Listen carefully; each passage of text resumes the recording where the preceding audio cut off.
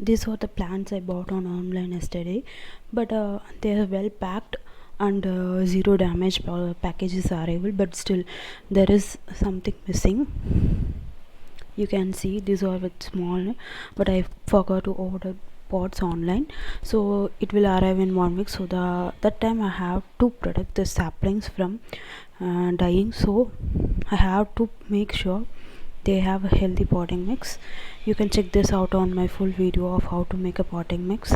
I just fill up the soil in the pots to keep them alive for a few more days and healthy. Just spray some water to make them moist. Make some drainage holes to make sure the excess water out. You can water them now, and you can see that bubbles that absorbing the soil, absorbing the water, and you can see the excess water out in the drainage holes. Now you can see the green lush look of these little saplings. Their soil is moist and the plants are healthy. You can keep it until the pots are ripe. This method avoids repotting shock and keeps the sapling more healthy and grow better.